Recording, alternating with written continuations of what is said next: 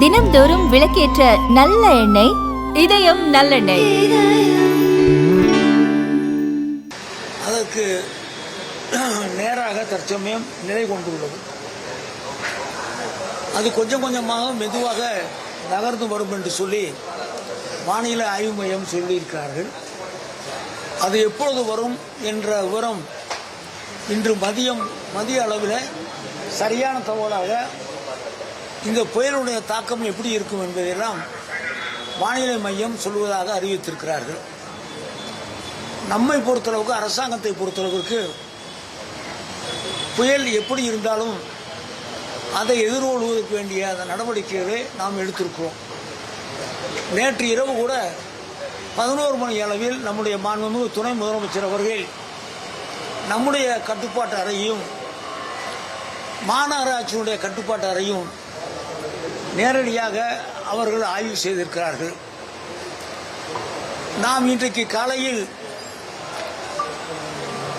கடலூர், விழுப்புரம் போன்ற மாவட்டங்களில் அதிக கனமழை இருக்கும் என்று நாம் எதிர்பார்த்தோம். அந்த அளவுக்கு இல்லாமல் சுமாராக மழை இருந்து கொண்டிருக்கிறது.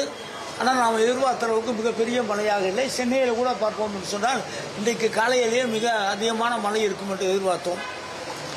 அது குறைந்திருக்கிறது.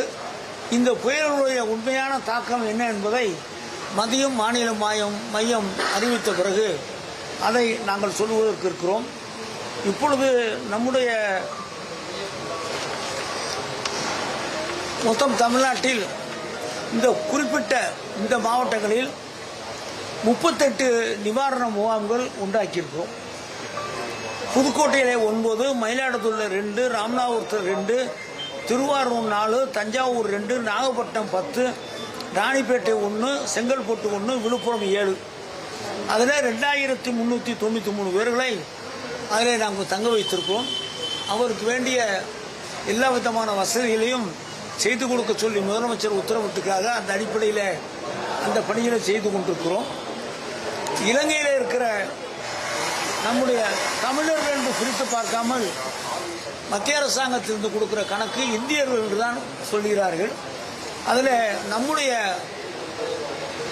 தமிழர்கள் எவ்வளவு இருக்கா என்பதெல்லாம் சரியான கணக்கிட்டு அதை அவர்களை இங்கே அழைத்து வருவதற்கு வேண்டிய வேலைகளை செய்கிறோம்.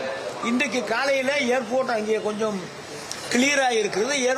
பஸ் ஃப்ளைட்டு கிளம்பி திருப்பி நிற்கிறது. நம்முடைய இங்கே கிளைமேட் சரியில்லை இருக்கிறார்கள். அநேகமாக இன்றைக்கு இலங்கையில் இருக்கிற நம்முடைய ஆட்கள் இன்றைக்கு தமிழ்நாட்டுக்கு வரக்கூடிய வாய்ப்பு இன்றைக்கு இருக்கும் என்று நாம் எதிர்பார்ப்போம். இங்கே வானிலை சரியாக இல்லாத காரணத்தால் தான் விமானங்கள் புறப்பட முடியாமல் அங்கேயும் இருக்கிறது, இங்கேயும் இருக்கிறது. ஆகவே அவர்கள் பாதுகாப்பாக இருக்கிறார்கள். இன்னைக்கு 3 பேர் இறந்திருக்காங்க. 3 பேர் எப்படி இறந்திருக்காங்கன்னா, தூத்துக்குடியில் 1, தூத்து நேற்று சாயங்காலம் வரைக்கும் இல்லை. தூத்துக்குடியில் 1 சோறு இடிஞ்சு விழுந்து இறந்திருக்காங்க. அதே மாதிரி தஞ்சாவூரில் சோறு இடிஞ்சு விழுந்து இறந்திருக்காங்க. மயிலாடுதுறையில் ஒரு 20 வயசு பையன் மின்சாரம் தாக்கி இறந்திருக்கார்கள்.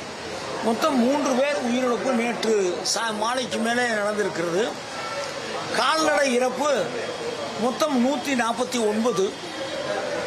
குடிசைகள் வீடுகள் சேதம் 234. நம்மிடம் SDRF NDRF என்று சொல்லி ஏற்கனவே 28 குழுக்கள் இருந்தது. இப்பொழுது 10 குழுக்கள் வந்திருக்கிறது. அவர்கள் தனியாக விமானத்தில் வந்திருக்கிறார்கள்.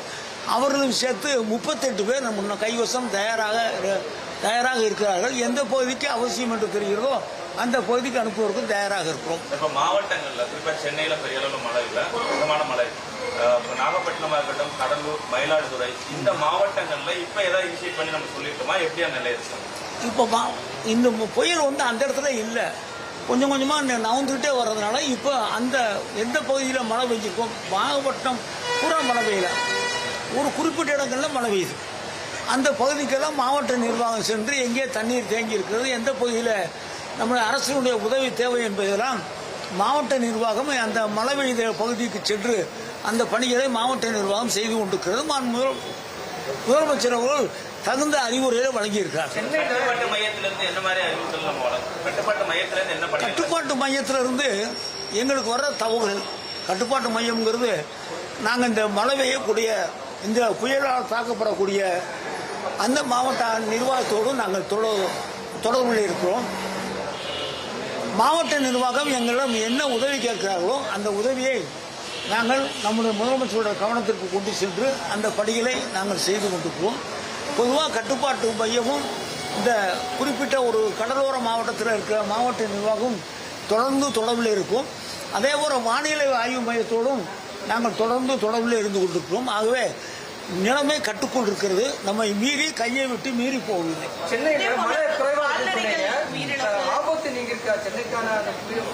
மதியம் 1:30 மணி அளவில் இந்த புயலினுடைய தாக்கம் எப்படி இருக்கும், புயல் வேகமாக இருக்குமா வலுவிழக்குமா என்பதையெல்லாம் மதியம் சொல்வதாக வானிலை மையம் சொல்லியிருக்கிறார்கள். அவருடைய சொல்லு அல்லது அறிவிப்புக்கு பின்னாலே அதனுடைய நிலையை சீர்தூக்கி பார்த்து தகுந்த நடவடிக்கை எடுக்கப்படும். 20,000 ஹெக்டேர் தஞ்சாவூர் மாவட்டங்களில் 56,000 மொத்தம் 56,000 ஹெக்டேர் நிலங்கள் தண்ணியில் மூழ்கி இருக்கிறதாக கணக்கெடுக்கப்பட்டது. நாகப்பட்டினம் மாவட்டத்தில் 2,48,000, 24,000, திருவாரூரில் 15,000, மயிலாடுதுறையில் 8,000, மொத்தம் 56,000 ஹெக்டேர். மொத்தம் 56,000 ஹெக்டேர். நாகப்பட்டினத்தில் 24,000, திருவாரூரில் 15,000, மயிலாடுதுறை 8,000. இது மழை நீரில் அந்த நெல் பயிர்கள் மூழ்கி இருப்பதாக கணக்கு மாவட்ட நிர்வாகம் சொல்லியிருக்காங்க. அதை இந்த தண்ணீர் வடிந்த பிறகு கணக்கெடுத்து அதற்குரிய நஷ்ட ஈடு வழங்குவது பற்றி நம்முடைய முதலமைச்சர்கள் முடிவெடுப்பார்கள்.